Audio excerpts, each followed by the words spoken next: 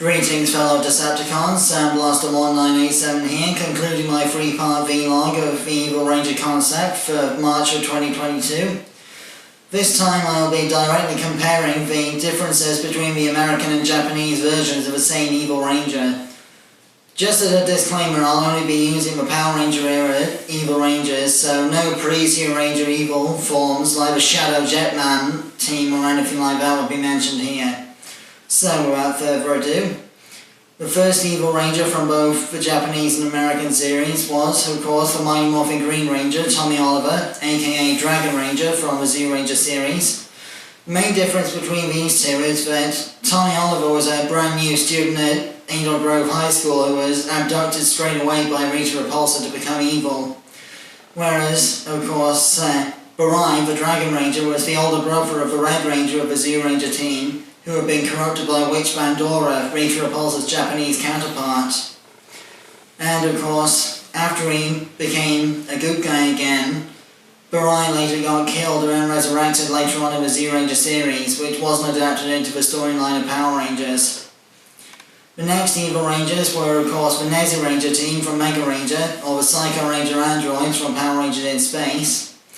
In space, they were androids built to resemble the Power Rangers with the ability to mutate into monsters as a last resort to fight the Megazord with, whereas in the original Mega Ranger stock footage, they were organic monsters who could transform into the Ranger suits as a decoy to discredit the heroics of the Mega Ranger team.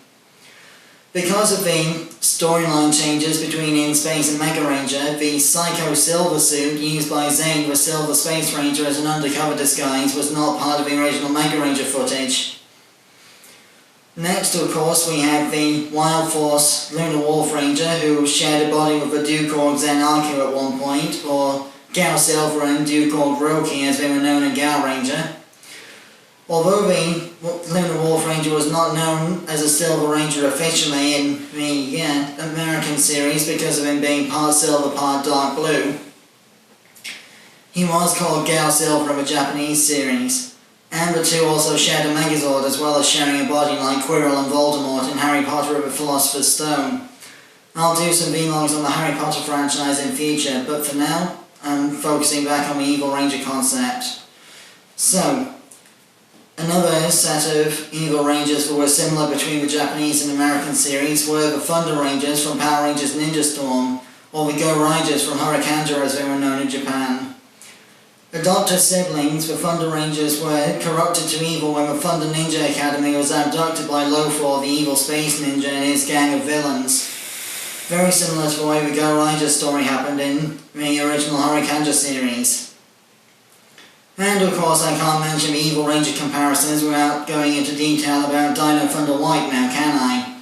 I actually had the honour of meeting Jeffrey Perazzo at a Comic-Con a few years ago, along with Kevin Duhaney, the Blue Ranger of the series. Now, Abare Killer, his Japanese counterpart, was actually evil for longer of a storyline in Abare Ranger than the White Ranger of Dino Thunder was. So they got around this by using the stock footage from the fact that Zeltrax had created an evil clone of the White Ranger, using the photocopier arm of the Copy Otter monster, following the episode Copy That. This clone was used to perpetuate the stock footage of evil Abare Killer fighting the main Abare Ranger team for the rest of the series, until the final showdown with the good White Ranger finished him off. Then, moving forward to Power Rangers Mystic Force and Magi Ranger, Korak the Nightwolf was the long-lost husband of the White Ranger and father of the Red Ranger in the American series. However, in the Japanese series, he was also the father of all 5 of the Magi Ranger team, because much like the 5-man Sentai series from 1991, all 5 of the main Magi Rangers were actually siblings. Whereas in the American series, it was just the Red Ranger that was Korak's son. So, again, similar storyline, but slightly different origin. Then, moving forward to Jungle Fury and the Geki Ranger series, the Lion and Chameleon Warriors were pure evil for most of the series for both versions of the storyline, except of course the evil dragon spirit entity Dai Shi was an American exclusive part of the storyline for Jungle Fury. So, the Lion Warrior was evil of his own volition for most of DragonRanger, whereas he was possessed by an evil force in most of Jungle Fury. And, like in DragonRanger, they both turned from evil to good right at the end to finish off a final threat.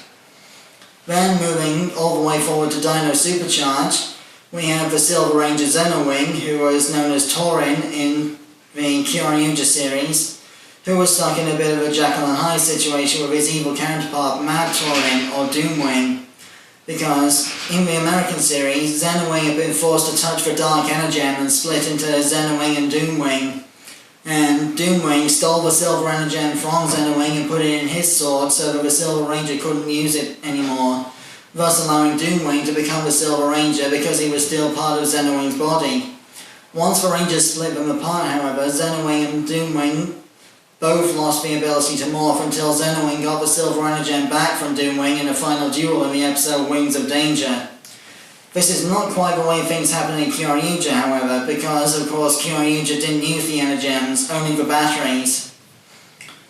But I'm not going to be talking much about Void Knight in this vlog in order to avoid spoilers for Season 2 of Dino Fury, which, as of the time of this recording, is only just started the second season. I'll make a new vlog all about the story of Void Knight and his counterpart Geysorg in a future video, once Dino Fury Season 2 is completed. So I will close out this video by mentioning the Cybervillains Blaze and Roxy from Power Rangers Beast Morphers, or Enter and Escape as they were known in the Go Buster series in 2013.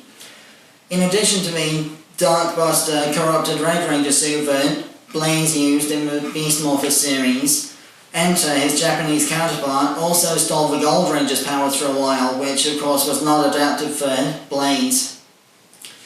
And of course Roxy's robot body in Season 2 was adapted from Escape's monster costume from Go Busters, much like Robo Blaze's robot body was adapted from Enter's true form. So, that concludes my comparison vlog for the Evil Ranger concept between Power Rangers and Super Sentai. I have been SoundBlaster1987. Join me next time when I will be continuing my vlog series in April by talking about the collectible toy gimmicks in Kamen Rider. And my next review will be the Shokugan modelling project, Predazord or Gale Hunter Model Kit Megazord. Till then, till all are one, and may the power protect you, always.